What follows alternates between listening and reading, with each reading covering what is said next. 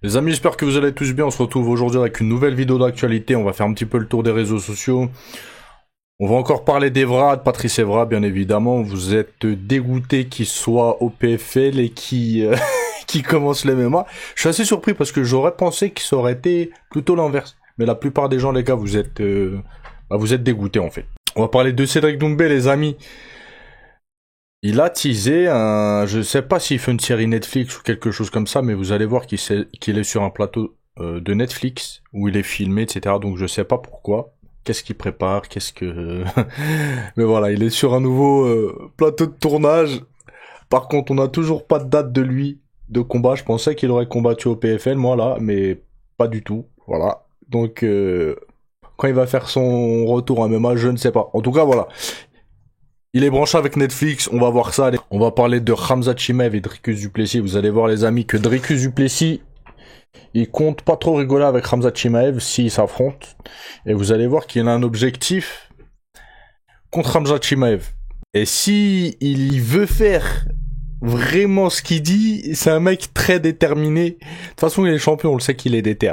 Voilà, c'est un mec qui déterre, ça c'est un de ses points forts. C'est un mec qui a pas trop froid aux yeux, voilà, c'est un bagarreur dans le bon sens du terme.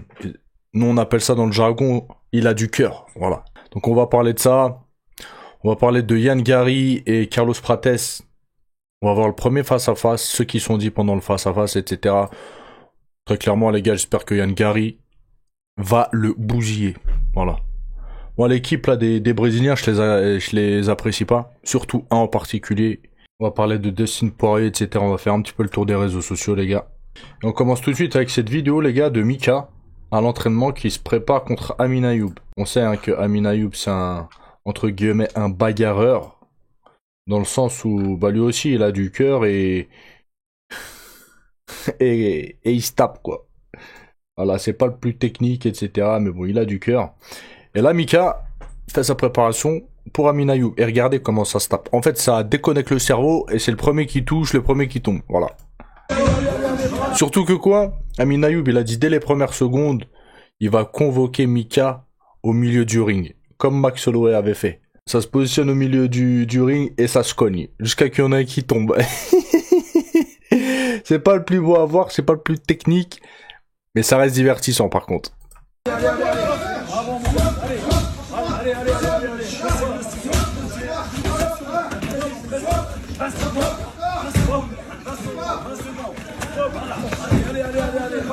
Pas de puissance. Allez, on y va, Mohamed. On se fait pas déborder. Allez. Mohamed, allez. Très bien. Allez. Voilà. 10 secondes. Très bien. Bravo. 5 secondes. Allez, Mohamed, allez. Pression. C'est bon. Allez. Maintenant les amis, il y a Evra qui a posté un thriller de ses débuts au PFL. Attendez, je vais vous mettre ça en large. Bougez pas les gars. Voilà, début au PFL. Hier, il y a un mec qui m'a dit mais le 23 mai c'est passé. Et je lui ai dit bah ouais c'est passé, c'est trop bizarre. Mais on est trop bête. Si tu regardes la vidéo, on est trop bête. On était le 23 avril, pas le 23 mai. Donc dans un mois les gars, d'accord? For 30 years, football was my life. Nice, Manchester United, Juventus, Marseille, West Ham, and of course, allez les Bleus! I thought I achieved it all, but now I see I need one more win. Friday 23rd of May, Accor Arena in Paris. My PFL debut in front of my own fans. I love this cage! Donc j'ai vu en commentaire, vous êtes pas mal à vouloir qu'il se fasse éteindre carrément. Et vous êtes sans pitié les gars, vous avez pas de cœur. Je me suis dit ouais, la plupart des gens, ils vont être contents. Parce que ça reste quand même un mec qui s'entraîne depuis 2016, ça fait presque 10 ans. Il peut avoir un excellent niveau les gars. Hier je vous ai pris l'exemple des influenceurs, etc. Mais ça n'a rien à voir. Parce que déjà les influenceurs pour la plupart c'est pas des sportifs de base. Hormis la muscu, ils font rien. Mais bon la muscu c'est pas vraiment un sport en soi. Hein.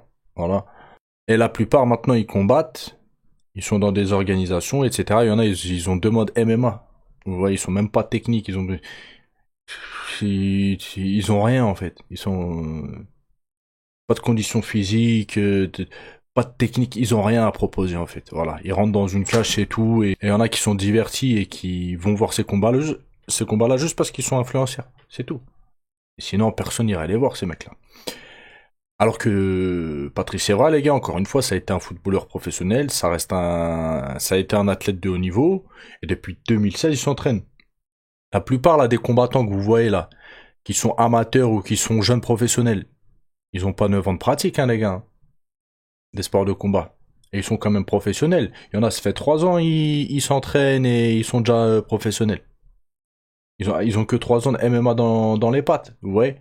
Patrice Evra, se trouve, il va choquer pas mal de monde. Se trouve, il a un très très bon niveau. 9 ans, les gars, c'est beaucoup. 9 ans, c'est beaucoup de pratique. Je sais pas si vous imaginez. Donc voilà, moi je vais pas le juger. J'attends de voir son premier fight. Après, premier fight professionnel, mais c'est en tant qu'exhibition, donc c'est un peu compliqué. C'est pour ça, hier, je revenais sur le fait, est-ce qu'il y aura des protections? Est-ce que les coups seront autorisés? Quand je dis les coups forts, quoi, vraiment appuyés, est-ce que ce sera autorisé? On n'a pas plus de détails par rapport à ça. J'espère que le PFL, encore une fois, va prendre la parole et va nous éclaircir par rapport à ça, en fait. Maintenant, les amis, il y a une nouvelle qui vient de tomber. Pour ce qu'il appelle la dernière danse, Dustin Poirier va faire son dernier combat contre Max Holloway. Comme Ilyes MKT, je suis pas hypé par ce combat-là. Ça me dit rien. Je pourrais pas vous dire pourquoi, mais ça me hype pas. Ça va être son dernier fight, très probablement. En tout cas, c'est ce qu'il annonce. Ce sera son dernier combat de sa carrière. Après, il raccroche les gants. Et ce sera une page qui se tourne. Et comme je vous ai déjà dit, les amis, il y a des combattants qui ont marqué un petit peu l'UFC. Et Dustin Poirier, pour moi, en fait partie.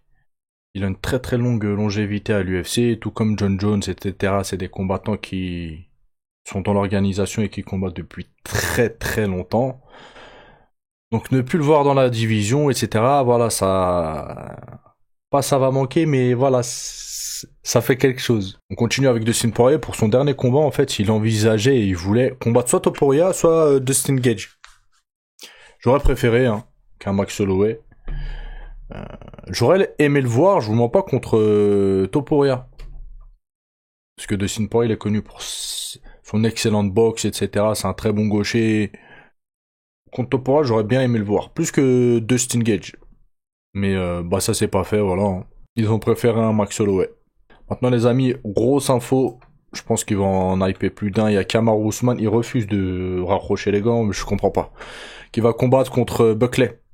Buckley, depuis qu'il a changé de catégorie, il est monstrueux, il est vraiment très très fort.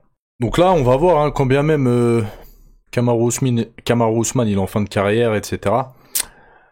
Ça reste quand même un client, un ancien champion, on va voir vraiment le niveau de Buckley. Parce que Kamaru Usman, je pense qu'encore une fois, il reste coriace. En tout cas, voilà, après ce combat-là, j'espère bien pour lui que Kamaru Usman va prendre sa retraite tout comme Dustin Poirier. Ça y est, ça y est, pars, toi aussi, pars. Maintenant les amis, il y a le premier face-à-face entre Ian Gary et Carlos Prates. Bon, les 4 Brésiliens, là, je peux pas les voir, d'accord? Surtout un en particulier, qui est absolument pour rester poli, une très mauvaise personne. Mais quand je vous dis très mauvaise personne, c'est très mauvaise personne, et vous pouvez pas soutenir des gens comme ça. Voilà. Il y en a, là, il y a une hype, tout le monde sur YouTube, ouais, les Brésiliens, nanana, vas-y. Arrêtez votre cinéma, les gars. Les gens, ils veulent s'inventer des stars, genre, donner de la hype comme ça aux premières arrivées. Vas-y. Mais très mauvaise personne, j'espère que Ian Gary va le déboîter. Voilà, c'est simple. Ian Gary, tranquille, respectueux de ouf, bonhomme, père de famille et tout. Ce que je veux dire, c'est que c'est un mec qui a des valeurs. Donc là, on va les regarder, vous allez voir que c'est tendu, et après, je vous traduis ce qu'ils sont dit.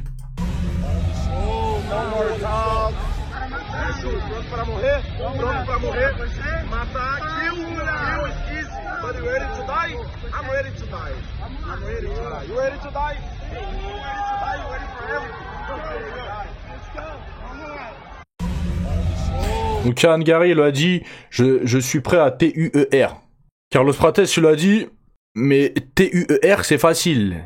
Est-ce que t'es prêt à MOURIR?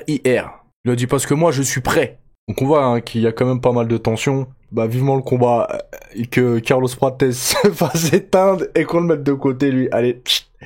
Après, il en restera 3 autres. Et voilà. Maintenant, les amis, grosse info. Ah, ça me plaît. Ça me plaît. Ça, c'est divertissant. Ça, c'est un champion. Ça, c'est un champion. Voilà. Dricus du Plessis, il a pris la parole. Donc, du Plessis, les amis, veut en finir avec Khamzat Chimaev. Et écoutez bien, au sol, pas en striking, etc. Là où c'est son point fort. Donc après, est-ce qu'il parle comme ça pour hyper le truc, machin, ou est-ce que son intention première, c'est vraiment ça? Il a vraiment l'intention de le finir au sol. Si c'est le cas, les gars, c'est un bonhomme. Qu'est-ce que vous voulez que je vous dise, moi? Donc il a dit quoi? Je pense que Khamzat Chimaev s'entraîne en ce moment avec des gars plus costauds pour gagner en force. Mais ça ne lui servira à rien, on sait pas. Ça se trouve après Dricus du Plessis va se faire éteindre. Ça c'est quelque chose qu'on peut pas savoir. C'est dans l'avenir. Personne connaît l'avenir, d'accord? Donc il poursuit en disant quoi? Ce qu'il lui faut, c'est combattre. Et ce n'est ni du grappling ni de la lutte. C'est un vrai combat. Là, il parle que c'est du MMA. T'as beau être fort en grappling ou en lutte, etc. Là, on fait du MMA. Et c'est exactement ce qu'on veut. On veut le combattre au sol et le démonter en morceaux une fois au sol. Ce gars-là est juste agaçant. Je l'ai dans le viseur depuis longtemps et Dricus va le finir au sol. Oui, là, c'est son entraîneur, excusez-moi. C'est son entraîneur à Dricus du Plessis qui parle, d'accord? Mais il est divertissant, son entraîneur. Il est divertissant, il termine tout le monde. Il a terminé Alex Pereira, là, il veut terminer Khamzat Chimaev, c'est un ouf. Après, il poursuit en disant, Chimaev ne le croit pas. Il n'imagine pas que ça puisse arriver. Mais c'est là qu'on va l'amener au sol. Donc là, ils expliquent que leur game plan, si c'est vraiment vrai, c'est des bousiers, en fait. Ils expliquent leur game plan, ils vont essayer d'amener Khamzat au sol et le terminer au sol. Après, moi, je vous dis, il y en a, sur plein de combattants, je me serais dit, c'est des mythos. C'est des mythos, ils font ça pour le spectacle, etc. Mais là, concernant Dricus du Plessis, je me dis, il est capable. Il est capable parce que c'est un ouf. Il est capable d'essayer de ramener Khamzat Chimaev au sol et de le finir au sol. Ce qu'il dit, moi, je pense qu'il est capable de le faire. Ou d'essayer de le faire, du moins. Dricus du Plessis veut choquer Khamzat Chimaev en le terminant au sol. Oh là là là là, les gars, vivement cette confrontation quand je vous dis que ça peut être potentiellement le combat de l'année. Les gars, je pèse mes mots, hein, vraiment. Après, tout ce cinéma-là, ça se trouve Khamzat Chimaev, il va arriver, il va faire une Whittaker 2, les gars, amener au sol, tac, il va lui prendre le dos, il va l'étrangler. Voilà, ce sera... Par contre, ça, je vous ai dit, hein, s'il fait ça à Dricus du Plessis, Khamzat Chimaev, je pense qu'on peut le mettre dans l'un des meilleurs combattants des 84 kilos au monde. Voilà. Là, je suis sérieux, les gars. Parce que Dricus du Plessis, c'est un vrai champion. Il a tapé tous les autres champions de la catégorie, wesh. Vous voulez quoi de plus? Je veux dire, les gars, encore une fois, si Khamzat Chimaev termine Dricus du Plessis très rapidement, on peut dire que, voilà, c'est le meilleur 84 kilos de la décennie, peut-être même de l'histoire. Donc voilà, les gars, vivement de voir ce combat-là. Et on termine, les amis, avec Cédric Doumbé. Regardez, comme vous pouvez voir, story Cédric Doumbé à 5h. Donc je sais pas si c'était là, tout à l'heure, là. Sur un plateau de tournage Netflix. Donc on regarde. Donc on voit, il est dans une salle de sport. Il y a des sacs de frappe. Je crois qu'il y a un ring derrière, non? Ouais, il y a un ring. Waouh! Waouh! Dites avec moi waouh, s'il vous plaît. Waouh! Waouh! Donc voilà, on voit qu'il est filmé, il est en train d'enregistrer très probablement pour Netflix. Voilà. Mais qu'est-ce qu'il est en train d'enregistrer? Soit je me rappelle plus de l'info, elle était tombée, mais en fait je vois tellement d'infos que j'ai zappé. Soit il est sur un nouveau projet dont on n'est pas au courant en fait. Voilà. Donc n'hésitez pas à me le dire en commentaire si c'est un projet dans lequel il a déjà parlé en fait. Mais là je m'en rappelle pas. Quoi qu'il en soit, les gars, je sais, hein, il y en a plein, ils vont avoir la rage de le voir comme ça sur un plateau télé, etc. Mais pas d'insultes, les gars, ne dites pas Doomsed, respectez un petit peu son prénom, son nom de famille, ne l'insultez pas. De toute façon, les commentaires seront modérés le plus rapidement possible, comme d'hab. Voilà, au pire des cas, hein, s'il y a trop d'insultes, etc. Parce que Cédric Doumbé, il y en a beaucoup qui ont la haine contre lui, les commentaires sont désactivés. Voilà, comme ça, je vous préviens. Bref, c'est tout pour aujourd'hui, les gars. Je vous dis soit ce soir s'il y a des infos pertinentes, soit demain, Inch'Allah. Passez une bonne journée. Ciao, ciao.